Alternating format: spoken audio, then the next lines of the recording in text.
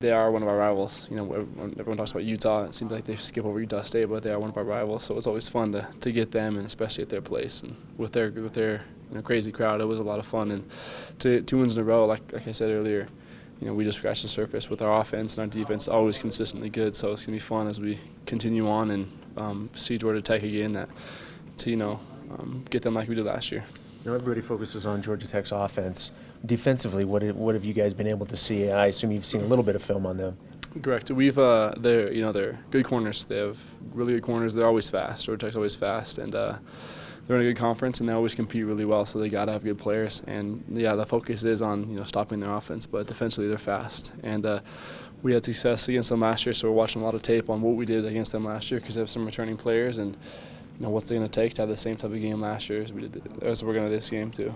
Anytime you guys, especially when you go on the road and handle a team like you guys did against them last year, do you expect them to come out even more motivated this second time around? Especially, yeah. Especially no one wants to get beat like that twice in a row, 2 years in a row. We have that same mentality going into Notre Dame. We don't want to let that happen to us. So they're coming in here and they don't want that to happen to them. And so especially their last game, they just played Miami and they should have won the game. And so. Coming to us and seeing the things that we did to them last year and them coming just off a recent loss last week, they're gonna be ready to play us. So.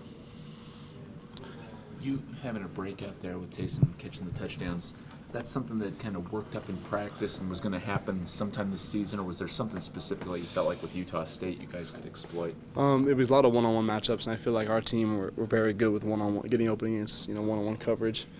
And like I said earlier. It's one of those things everyone's been waiting for, for any receiver to go off like that, whether it's me, whether it's my brother, whether it's Cody, whether it's anybody. We're just waiting for some receiver to go off like that, and it's going to continue to happen with all of our receivers.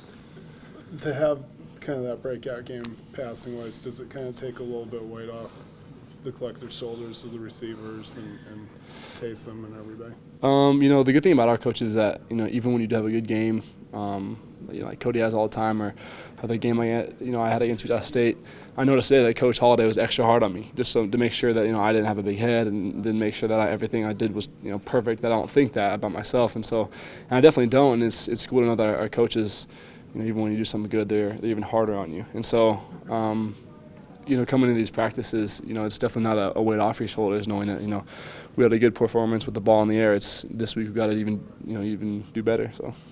Those plays, you and Taysom had some back and forth on the sidelines about. Did you go over those today, and how much of that was just a feel of the situation or technique? And yeah, it was just it was just miscommunication, and I'll take the blame for both. We had a confrontation on the field, and it's not like we're yelling at each other, we're mad at each other. He wants me in a specific spot, and I need to be there, and I wasn't for him. And so I trust him. He's like another coach on the field, and it's nice to have because he knows the plays so well, he knows the offense so well, and so whatever he says goes, and I have no problem with that. But it wasn't so much.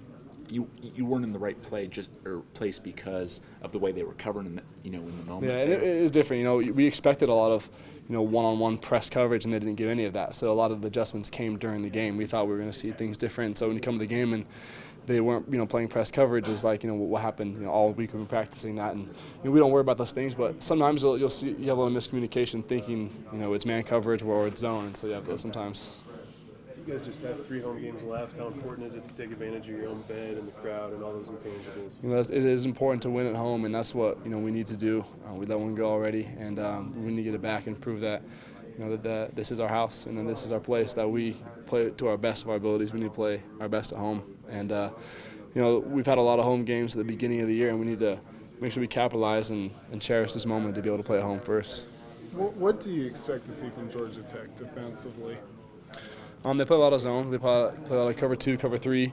You'd think, fasting like that, they play a lot of man, but they play zones really fast. They get to certain spots of the field really fast, and they're a good team. They're very sound, and they last year, like I said, they got beat pretty bad. In the run game by Jamal, and so they're gonna have to stop that, and so maybe they'll have to play a little bit of man, knowing that they have to stop the run. So it could change on us.